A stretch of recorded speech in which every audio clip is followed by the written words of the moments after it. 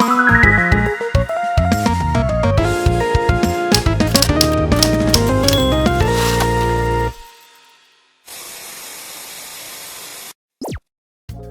demigods, monsters, and gods alike. Welcome back to the Olympus Report, and welcome to my new series called I Rank Blank, where I will be ranking all different things throughout the entire RiordanVerse. Characters, gods, villains, etc.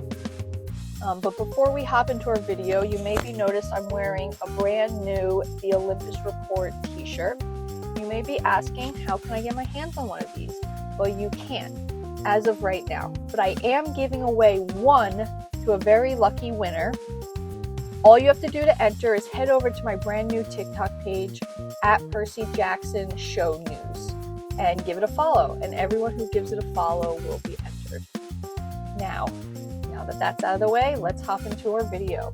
For my first I Rank Blank, I will be ranking all of the main characters from the 5 Percy Jackson books. So the first series, the Percy Jackson series, not Heroes of Olympus, not Trials of Apollo, so only characters that appeared in the Percy Jackson series, and I will be ranking them based on what they did in that series. So if a character grows or changes in the Heroes of Olympus, that will not be taken into consideration for this list. When I rank the main characters from the Heroes of Olympus, maybe their ranking will change.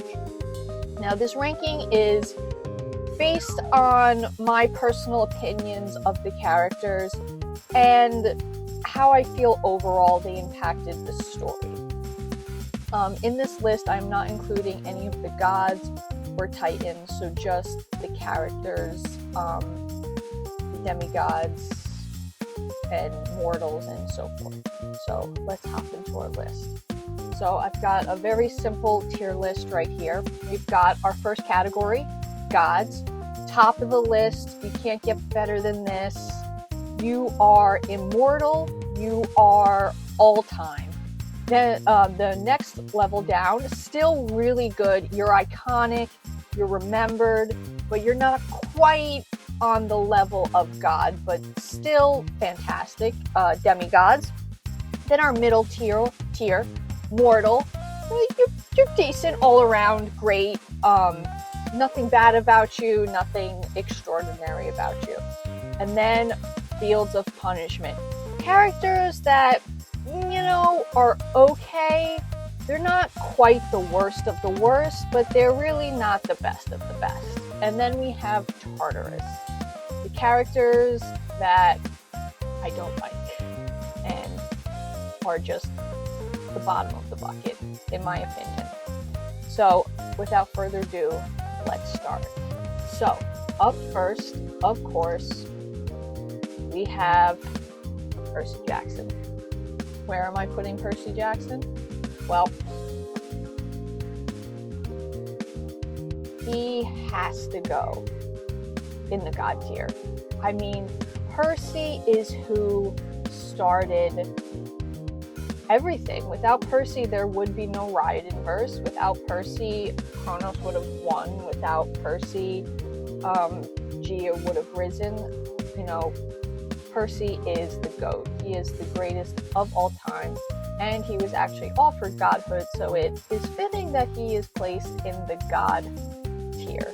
I mean, if anyone disagrees with me on this, let me know, but I don't think anyone's going to disagree. Percy deserves to be at the top.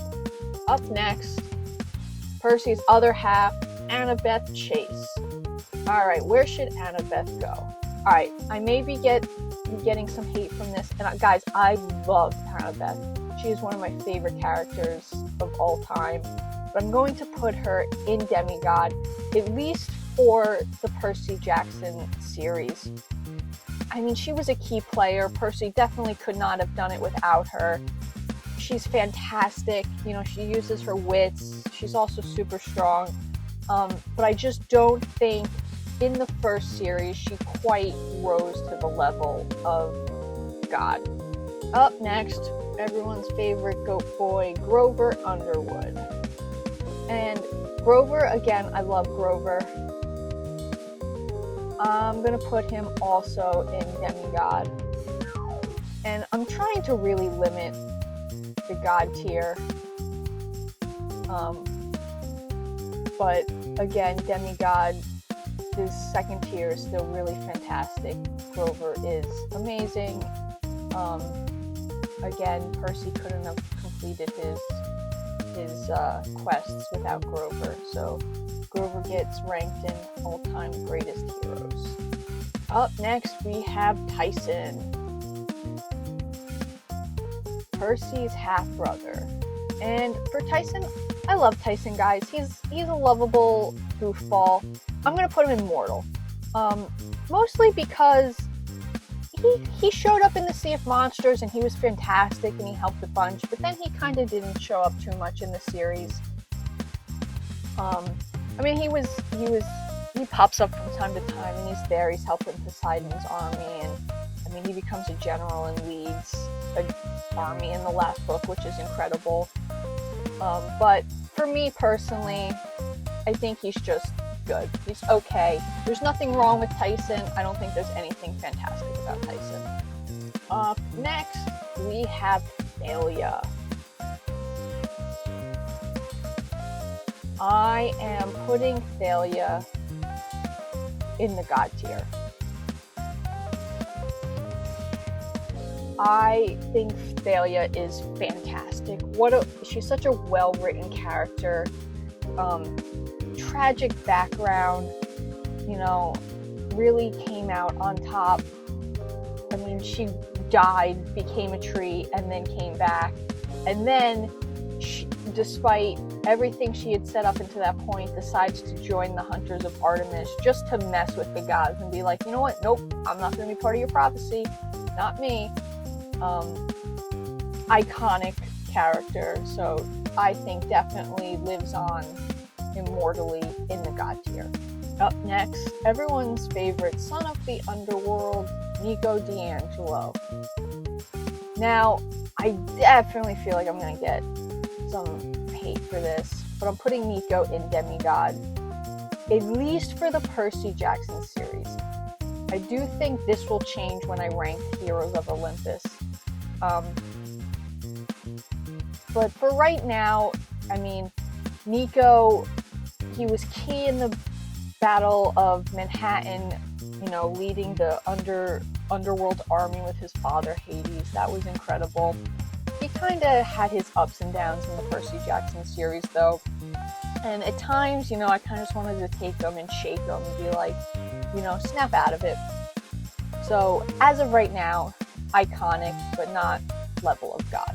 And then we have Nico's sister, Bianca. Now, I don't know if anyone else feels this way, but for me, I'm putting Bianca in Fields of Punishment. I don't really like Bianca. I don't hate Bianca. I don't think she is the worst of the worst. But I really didn't like her at the same time. I mean, she just abandoned her brother without even talking to him or telling him. I mean, these two are all they had for the longest time, and then she's like, oh, I'm out of here, peace. Gonna go travel with the hunters. And I mean, I get it, you have to do what's best for you, but just the fact that she didn't consider Nico in that decision at all, I found kind of irking. And then she dies, and then Nico is lost and all alone, and all he wants to do is talk to his sister, and she won't answer him until she finally does, and she's like, stop trying to talk to me, move on with your life. I mean, that's not exactly how it happened, but the gist of it, I think she just could have been a little nicer to Nico in life and death. Up next, Chiron. For me, I'm putting Chiron in mortal. I like Chiron. I don't not like Chiron. I don't love Chiron. Again, I mean, he's a key part of the story, but he's not a character we spend a whole lot of time with. So I really didn't grow those attachments to him that I did some other characters. Up next, Luke Castellan. Where to put Luke? I'm thinking about mortal or demigod. I do really like Luke, and I understand his decisions and, you know, why he made the mistakes that he did.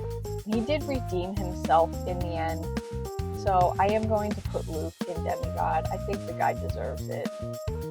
So iconic. I mean, he is the main, essentially the main villain. So he's pretty important. Up next, Ethan Nakamura. I'm gonna put Ethan in Fields of Punishment with Bianca.